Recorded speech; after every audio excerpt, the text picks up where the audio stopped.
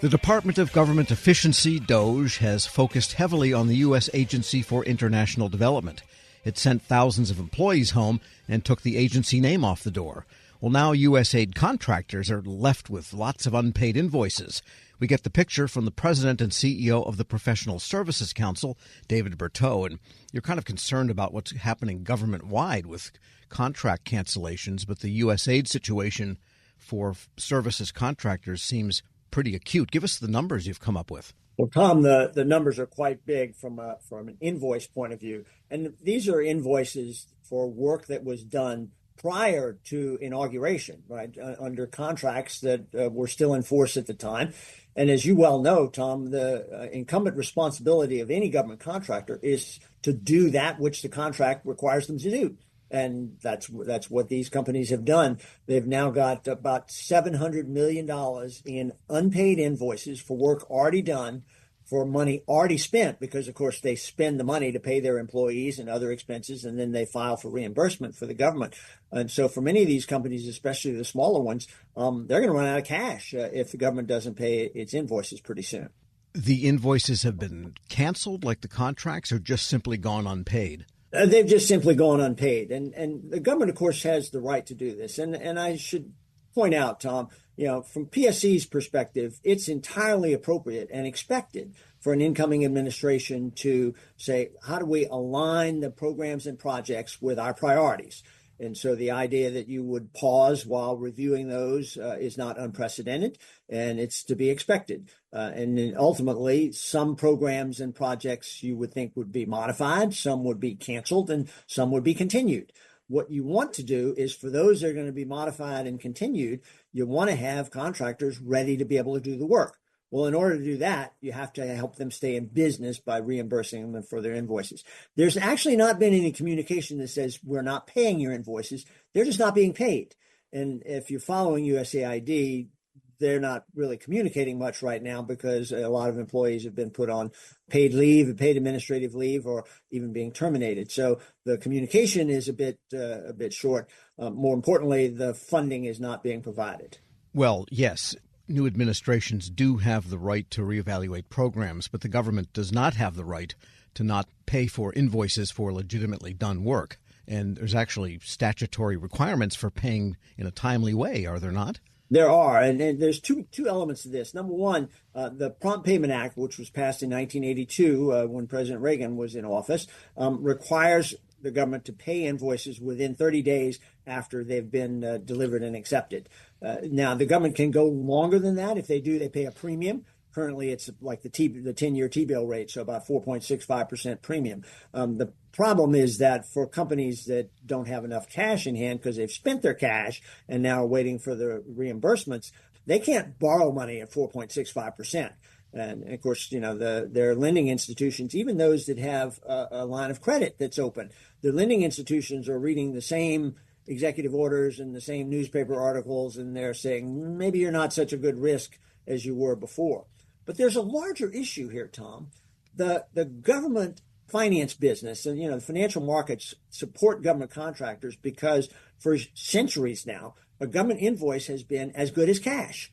Right? If you've got an invoice, the government pays its bills, and that's something that America has always done. That's the full faith and credit of the government, and we need that to continue here. At what point does going slow on paying invoices at this order of magnitude so that it puts companies out of business, at what point does that increase the risk premium of doing business with the government and actually increase the government's costs across the board? These are things that, aren't immediate problems, but are things that you need to take care of going downstream. Right. It could be that at USAID, the people that process invoices, there are accounting staffs that are not at work. And so they're probably sitting there in stacks, so to speak, proverbial stacks.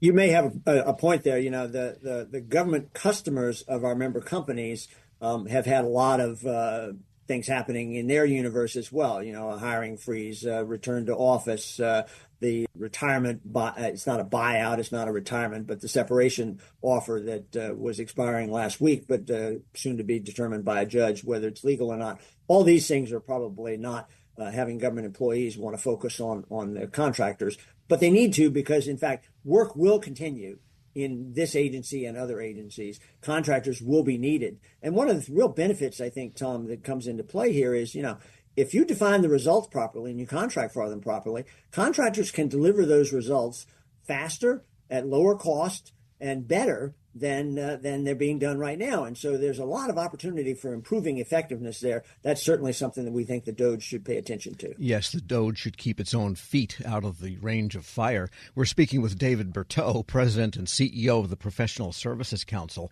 And the backdrop to all this is what in the heck is going to go on with the 25 appropriations for what's left of the fiscal year, let alone 26 deliberations. Well, we're now in February, so we're a little over 1/3 of the way through the fiscal year for FY25. And at one level, Congress had already moved a lot, right? There were appropriations bills for all 12 subcommittees reported out of the House committees, reported out of the Senate committee, consistent with the cap that was put in place way back in 2023, the Fiscal Responsibility Act caps. Now, though, under the budget resolutions, which are going to use the reconciliation to deal with the border and increases in defense spending, those caps are called into question. We're seeing the Senate, the Senate Budget Committee will be marking its budget resolution up later this week. The chairman's mark was tabled last Friday, and it shows significant increases for Homeland Security, increases for defense, and offset with decreases in other parts of the cabinet departments. This actually calls into question the whole nature of the existing caps, presumably imposes new ones.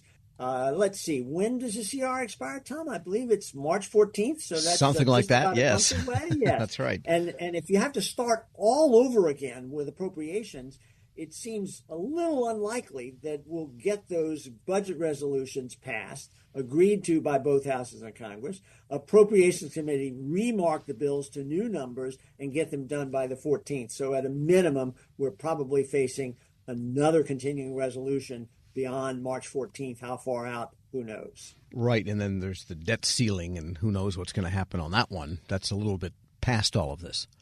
Well, it's hanging out in the sidelines here. We don't know when default day will come along. It might be May, it might be June, it might be July. In the past, when we've done a debt limit deal for really about the last 15 years or so, it's been tied to a cap. Well, if we're getting new caps under budget resolution, maybe the debt limit will be extended as well, but that's not in the chairman's mark. So all three of these pieces, FY25, the budget reconciliation, and the debt limit, have to merge together into some kind of coherent timeline that actually keeps the government open, keeps America in business. Sure. We'll say the debt ceiling question is in the penalty box, not the sidelines, because it's still hockey season and football is still over. Hockey season. Fair enough. And then there seems to be a lot of impoundment going on. And again, there's a bright line from a Nixon-era law about the government not spending money that was appropriated for a specific purpose.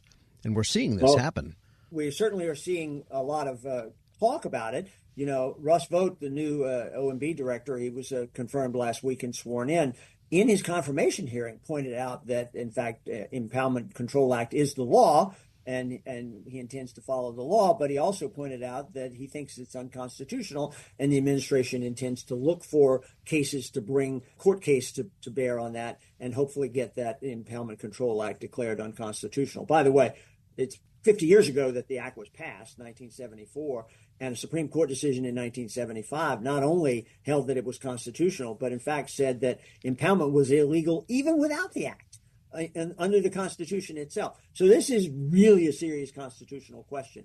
I think the administration has indicated, in fact, President Trump wrote an article back in 2023 that he said he thought impoundment was unconstitutional. So we can certainly expect the administration to push for the court case. I don't know which court case will come into play. Maybe there'll be more than one. But in the meantime, Congress appropriates the funds and they're not spent. That creates a lot of turmoil in the government business. And just getting back to the unpaid contractors at USAID, is the PSC, is the council doing anything? Who do you write to, and where can you raise this question? Maybe Congress. We wrote to Secretary of State Marco Rubio, who is now also the acting administrator of the U.S. Agency for International Development, and call his attention to this and urge him to pay those invoices. I mean, this is work already done that they had to do under the contract, and you want your contractors to comply with the contract in order to be able to have work done in accordance with the government's ideas and priorities.